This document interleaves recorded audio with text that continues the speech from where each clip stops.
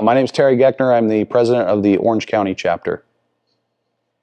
I first got involved around 2011. I met a couple members at a local Bob's Big Boy in my city, and I really admired their cars. I was always a fan of Cadillacs, so that kind of got me reinterested in it, and bought my first Cadillac in 2012 and promptly joined the Orange County chapter.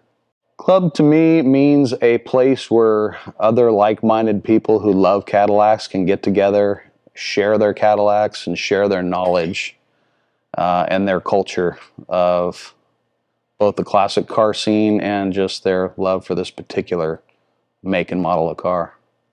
Yes, yeah, my first job at age 15 was actually cleaning a stable of cars for the owner of a local butcher shop in the city of Downey. And his daily driver was a 1947 sedanette. Just one?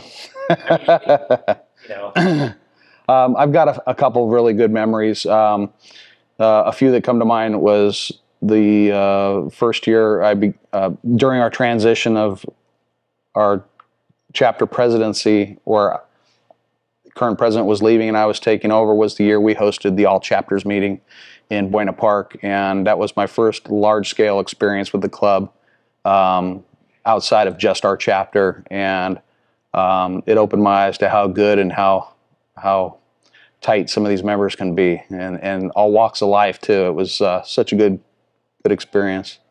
I actually gave up my dream Cadillac because I couldn't afford to restore it. It was a 1947 sedanette, because that's the car that made the most impression on me when I was a younger adult. I remember seeing that car thinking it was the perfect combination of elegance and badassness. It's just, you can only do that with a Cadillac. It has such presence in that year, in my opinion. Personally, I would not. I have nothing against electric vehicles. I see a use for them. But, in our club, we have a wide range of opinions on everything from a purist to someone who just slams their car and tricks it out as best the way they think it should be. I'm more on the conservative side, obviously. I drive more of a bone stock car, but I don't ever see myself going electric, just for the fact I like to preserve a little bit of history. My earliest memory of the cars themselves was actually my grandmother worked for a company called Shackley, and she was one of the ground floor members of that, and she would get a new Cadillac every 2 years. And so as I was getting close to the driving age, that's when I started noticing Cadillacs, but my first real obsession with them was when I got my first job, and my job was to clean the car and change the oil. And that's where I learned to love the car. So yeah, we when it first when the effects of COVID and the restrictions that were being placed in our region of the country started to make themselves known, we took it slow. We skipped a month. We're pretty regular month-to-month meetings. We skipped a month, and we kind of talked amongst ourselves on how we're going to handle it from that point on. The first meeting we had in COVID might have been around April or May of 2020, and we had members that didn't want to come initially. We had members who want to wear masks. We had members who don't want to wear masks. And we're not going to tell everybody what they can and can't do. That's up to them. We're all going to come out of this at our own paces, and I'm not going to tell anybody what to do. So we give them options. We had our first meeting during COVID outdoors in a parking lot with tents. And we actually had members show up, saw that a few people weren't wearing masks, turn around and leave. And we don't hold it against them. It's just the way they're going to handle it. So those who wanted to meet, we met regularly.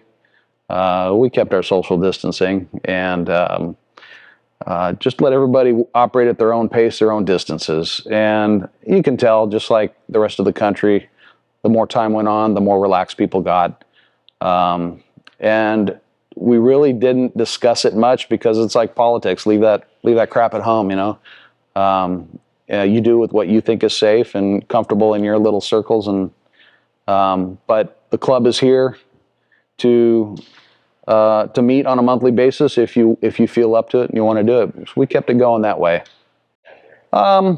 Some feelings were hurt, you know, when we had some members show up and then abruptly leave when they saw that other members may not have been wearing masks. But, you know, once you get over the personality differences and you realize in the big picture everybody's going to deal with this at their own comfort level, it didn't cause a problem or a rift within our chapter. And it took a while for those members to come back into the fold and meet again regular. Even though we're still not completely out of it, you know, they're all back, and there's no love lost between us. You know, we're still there for the cars and the meetings. Well, fortunately, I come with a little experience on mediating and resolving problems, and I have a decent way with words to make those that only see it one way in a negative light. Hey, well, there's other people have different opinions. They have different medical concerns. Everyone sees it from their perspective, and you may not be seeing it from their perspective. We're trying to find a way to make it work for everyone. So, you know, back off a little. It's not I tend to downplay a lot of things just to make the whole group play well, so to speak. But although it had potential to be a big problem, I think we were all reasonable enough handling it the way we did, and fit enough needs of the members to make everyone comfortable. So yeah. So definitely, yeah. I've been members of several different committees before, and they're always thankless jobs for the most part. But and even coming in as the new president, I can see how it was stressing out the old president. And I say that figuratively, but it's also literally. He was, you know, he's a senior citizen, so I knew it was going to be challenging, but I was up for it. And I had in my own mind, I can tell my chapter was, it's an established chapter. It's one of the larger chapters, if not the largest. And I saw it getting stale. We weren't getting new members. And so I came in with a couple of goals, and that was to, number one, improve communication, which, you know, you're talking to some of our members using flip phones. They're not on the internet, and getting them to answer an email is just a challenge in itself. So improving communication was one of my goals, and during my term, to bring it to the next level. And also recruitment and reaching out to new potential members, new prospects, and letting them know the benefits of joining a club such as ours. For the networking and the knowledge alone is priceless, that you can't always get just Googling that, you know. Personally, I don't think there should be a cap. And as long as the fundamentals of the club stay the same, you know, we have our bylaws that kind of lay down those directives for us. If they fall within those bylaws, there shouldn't be a cap, because why would you want to limit a great thing?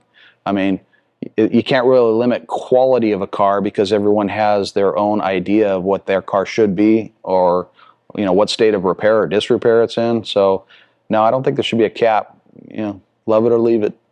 Absolutely. I'd want to share my own experiences with that potential president to give them an idea of the challenges that they're going to face. One of the sayings I use always or a lot is, you can't please everyone. So you got to kind of figure out how to motivate the whole group as a majority, because you're always going to get those that, you know, the funny thing about these clubs is everyone has their opinion on what we should do the next month, but nobody's willing to do it sometimes. And that all falls on the president, the vice president, you know, the treasurer a lot of times. So I try to put it back on them and say, thank you, you're going to head that committee then. And my intention is not to shut them down, but just to let them know what I'm trying to say is, hey, great idea, but I can't do everything. So what good is a club if you're not willing to be active in it? And you got to identify those members as a president in your club that are your go-to guys who will get the work done for the benefit of the group. And that succession planning, setting it up for the next guy when I eventually leave or step down, or I plan on moving to a different area of the country and setting up a different chapter one day, I hope. Well, who's going to take my place? Hopefully I've made it a little easier for that person. I'm going to admit that my first 8 years with the club, I was naive to how large the club actually was. And then when I transitioned into the presidency in my chapter, we had the all chapters barbecue that year. And I can see it growing rapidly from that point on. And I was quite shocked at how quickly the Cadillac car culture worldwide was growing. I mean, the UK is a perfect example. They started with 3 members, and if I'm not mistaken, they're close to 20-something now, and that's only been a couple years. One word, huh? Passion. I think they all share the same passion for the car, and with that comes expertise. I mean, these guys they know the car, they know every nut and bolt in these cars, and if they can't fix it themselves, they can at least tell you how to fix it, or where to go. In information like that, the older these cars get, the harder it is to find, and they all have the passion for it. So the nice thing about these Cadillacs, these cars in general, is they're used as a measuring stick for all things in life. It's the Cadillac model of this, the Cadillac model of that. It represents quality and pride, and we recognize that. It's what bonds us as a club, and like I said before, a lot of these things you can't get on Google very easily, at least, and it's up to these guys who retain the knowledge and are willing to pass that on to the next generation to enjoy the car, to enjoy the culture. And without these old timers, or without the guys who dedicate their lives, or a good portion of their lives, to understanding the cars, owning the cars, owning multiple cars in some cases, without them, it could be a culture that's lost one day. And the clubs like the Cadillac Kings are important to keep that alive. I don't think it's as big of an issue as could be perceived, because we've had some younger members come to our club in the last 2 years, and I'm going to credit that partially to social media, because that's where the younger generation hangs out, is on their computer. And when they see something they like, a lot of these kids think that a car such as this might be out of touch for them. And when I tell them this car is worth $18,000 to $20,000, in their mind it was a $40,000 or $50,000 car, and they're like, I could have that. It's not sitting over there. Right. It's not unattainable. And don't get me wrong, there are very valuable Cadillacs, but for the most part, these guys' cars are a lot more affordable. They may not be readily available due to inventory out there. They're hard to find. If you don't have cash in hand, you're probably not going to buy a car anytime soon. But I see the younger generation who is into a car culture, any way, shape, or form, finding us on the internet, or seeing us at a car show and then locating us on Facebook and being attracted that way. So there are tools that we could use to keep the younger generation involved, and we'll get a small percentage. We, by and large, our membership is mature adults, but we do get a younger one every now and then. It is sometimes an undescribable feeling. I'll give you a case in point. Yesterday, we drove downtown Huntington Beach. 9 of us got together, and the last thing we did that day was drive down Main Street and approached in a way that all 9 cars got lined up down. I don't know if you've been down to Main Street on Huntington Beach, but there at any given weekend there could be 3,000 or 4,000 pedestrians on Main Street in a 2-block area. And when we rolled down Main Street, everyone stopped and every camera came out of the pockets, and it was like a mini parade. That feeling. Hold on a sec. Sure. Is that just a wig? So yeah, cruising down Main Street, everyone stops, all the phones come out, and their jaws drop, and that feeling is one of a kind. It gives you validation for the love of the car and for all the effort you've put into your car and your chapter and the club itself. So yeah, we do. We every year we do a toy drive for some type of toy drive for Christmas, whether it be Toys for Tots or something similar to that in our area. Pre-COVID, everything changed during COVID, but pre-COVID, every year we'd get it all together and we'd bring a couple trunkfuls. In fact, one of our members has a Cadillac ambulance, and we'd load the back of this ambulance with cars. With toys, and drive to a specific location. In most cases, it was one of the local fire stations that were doing a collection, and we'd bring a dozen cars with us, and it was a great charitable event for us to donate to, but also a great event to touch base with some of the servants in our community, and they come out and take pictures with the cars. And